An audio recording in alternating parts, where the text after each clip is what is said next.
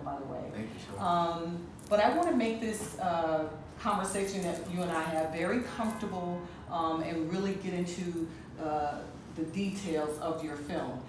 While watching the film, I picked out a lot of themes, and I picked out a theme of religion, alcoholism, smoking, disenfranchised, trauma, child abuse, striving for love and acceptance, and also the father trying to take care of the home. Can you tie in all of those themes and just tell us a little bit about your film? Okay, so Burning Cane is about a community, a Southern Black Protestant community in rural Louisiana. It is about, for me, the conversations, a lot of the themes that you're talking about are real active conversations that I wanted to have with the film.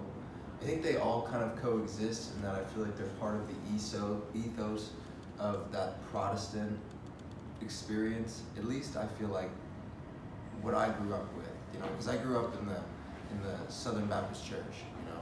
So I have an appreciation for the culture of the church. I have an appreciation for a lot of the loved ones that came into my life through the church.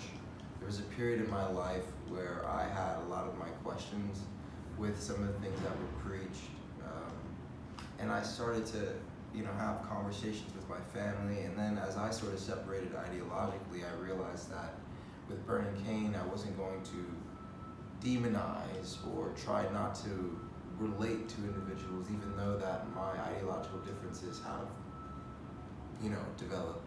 At the end of the day, this is what I grew up in. These were my roots, you know. So at the end of the day, humanizing is the biggest thing for me. In terms of familial dynamics, a big thing that Burning Cane is touching on is kind of the cyclical nature of destructive behavior. How we see that vices can often be passed down in terms of lineage directly from mother to son, from father to son, and it's just about how destructive that cycle can be also. So and I noticed that in the conversation with the mother and son at the table, and he wanted to believe something else about his father, but she kind of corrected that situation. And that could be that cycle, that vicious cycle that continues to be repetitive within a community as well. Yes, yeah. It's interesting. I also think Helen's character is almost a victim of it's interesting to think about, because I feel like Helen, she loves Daniel, but she's so resolute in her kind of traditional view of the roles that have been set up for men and women, you know, that she finds it very difficult to envision her son as someone who is not, you know, a hyper-masculine, stand-up guy, you know.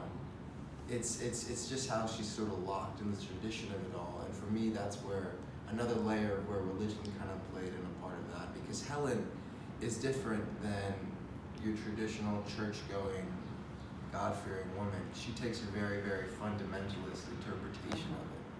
And that's a big thing that I wanted to talk about also, is sometimes there are legitimate dangers in taking a fundamentalist interpretation of religion, you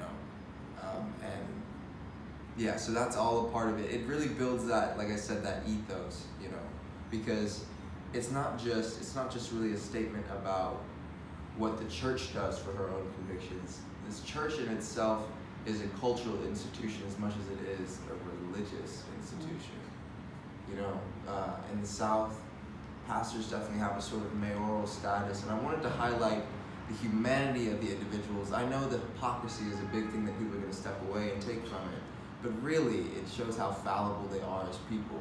You know, outside of my ideological differences with the church, I realize that the church, like any institution run by people, isn't perfect because people aren't perfect, you know? I did notice that you focused on, this is something that I caught, him really taking pride in fixing things around the house. Yeah. And that makes it human. Yes. That shows, okay, even though I'm out of work. He's trying to occupy his mind. Yes, right. I'm trying, even though I don't have the tools, the necessary tools to take care of my home, I'm trying to make sure that things within the home that are broken, I'm going to be the one Yes, to yes, fix, that's so cool. fix Yeah, those yeah, things. yeah. And so I can really appreciate showing that part, because sometimes, as you say, a person can watch a film and take something totally different and just miss a very important segment of that. That's Yeah. definitely, no, that was a part of it. Yeah, and I also feel like whenever it makes sense in that situation as well, because if not only is he left in isolation with his son, but he's dealing with the same sort of, what his mother tells him on that phone call is something that he's had an insecurity about for months at that point in time. So that's a developing thing, you know. And I just think there's just a danger in him being in constant isolation with his son. I think considering the kind of insecurities that are going through his head, you know, it's just a cesspool for bad behavior. Yeah. So let's talk a little bit about you being the director. The director sets the vision. The director is the leader of the team. The director has to get that shot when everyone is tired. So could you, and being that I'm a filmmaker, I can understand that. But could you go into some information about your leadership as a director? Okay, so I think as a director, I've always kind of prided myself on being as respectful as I can to my actors and my crew, because I know that they will work so hard for you if they love you, if they feel like they can, I mean, I'm 19, but if they can feel like they can sit and have a beer with you, you know what I'm saying? Like that sort of mentality. And with Burning Cane, it was awesome because a lot of the people that were on my crew were some of my best friends, you know, and there were people who believed in me and believed in the project, who were willing to work on it for below industry rate because they thought that it was going to be something, you know, and I think I've realized that people are willing to really give you their all in terms of helping you realize your creative vision if they feel like you respect them on a personal human level. No intimidation, no I'm calling the shots. Really, it's just, I don't feel like, for me, that's not a productive set atmosphere.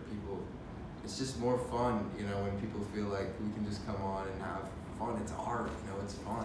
Which is interesting because the preacher, in one of his sermons, he actually talks about love, and that's why I was saying in one of the themes, that's what I picked out is in terms of striving for love and acceptance.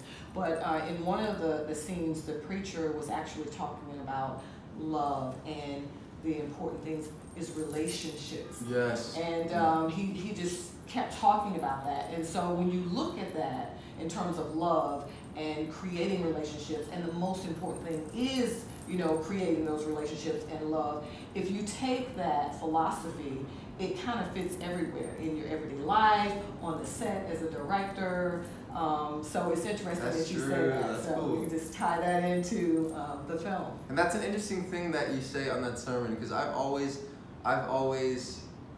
and this is the conversation that I've actually had with my family a lot, because like I said, they are pretty rigidly Protestant, but we come to terms on certain aspects of it where I say, like, with sermons, at least with preaching, since it wasn't really always a choice for me to go to church or not, I was going to church every Sunday regardless or not, you know, I realized that I could always extrapolate some valuable life lessons underneath the doctrine outside of whether or not the pastor was putting it into a biblical context. There are some legitimate conversations and legitimate life lessons that you can get, like, say, valuing personal relationships, like we did in Burning Cane, valuing personal relationships over material possessions. That's an important statement in its own right, you know.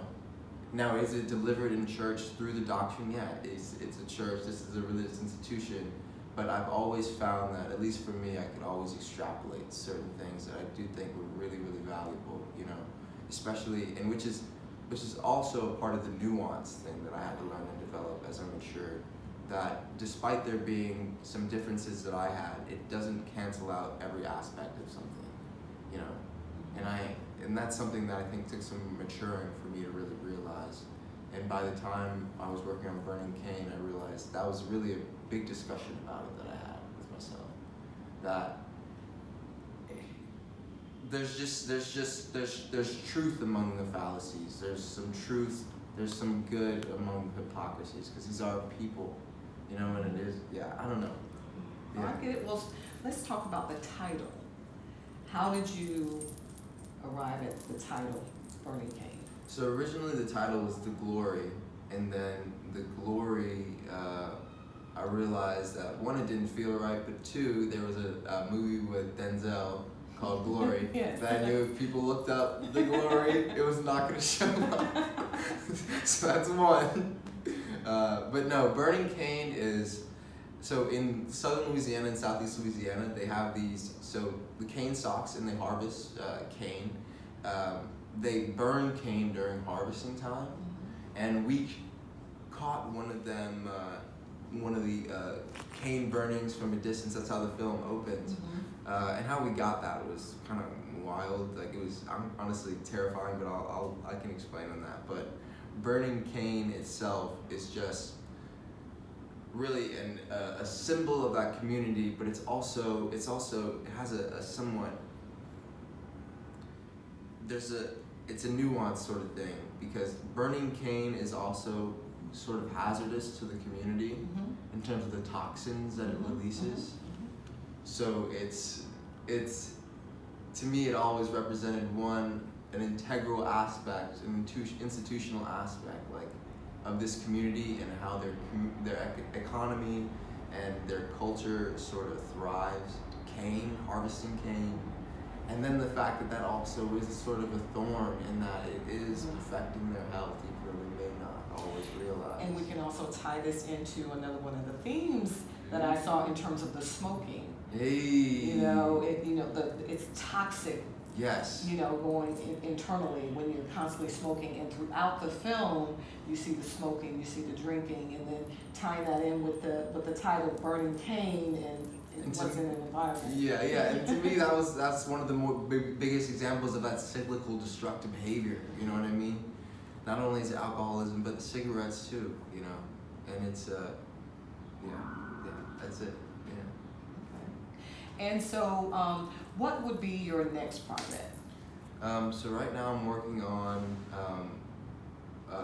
so I've finished the script. I'm in script revisions for my project about the New Orleans chapter of the Black Panthers in 1970. Wow. Yeah, I'm excited. Their story is insane. It's like one of the dopest examples of Black self-governance that I've seen.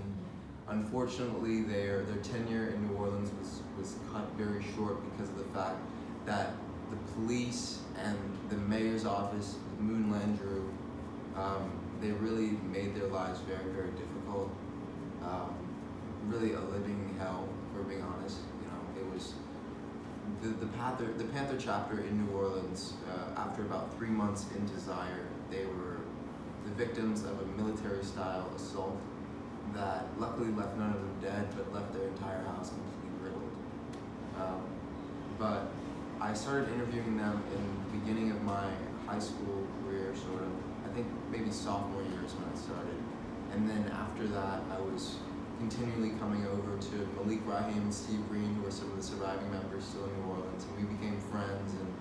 And over time, in the beginning, when I first met them, I was still kind of taken aback because I had just read about them with some blurbs online. I read this book by Arissa Wren called Showdown in Desire. So I just had these images of these guys in my head, and they met that in a lot of ways. But then they also showed me how human they were, and how they weren't perfect, but that doesn't discredit any of the heroism that they did. And to me, that nuance, that's my favorite word, I think. that duality, you know, the fact that someone can do so much for the advancement of their people, but also still have fallible moments as a human being, is interesting. You know, it's compelling. Definitely. Yeah. So yeah, I'm excited about that. Okay. So now I'm going to ask you this last question, I think. And I know you've been getting this question. You are the youngest director that's competing at Tribeca. Yes. How do you feel? It feels cool. You know, I'm happy for people to see the film, and it's hard. I know people have been saying that. I think it's true, but I think for me it's hard to really think about that as much because it feels like it's so so like around the clock. Like there's so much going on recently, so I think it's hard for me to just sit back and like think about, oh, that's a big thing. But no, I feel fortunate and grateful to be in Tribeca. It's honestly a dream come true. Yeah, I don't know. It's awesome. Yeah, I'm thankful for it. All right, well, do you have anything else you would like to say? No, thank you, Howard University. All right. Rhonda Fleming reporting live.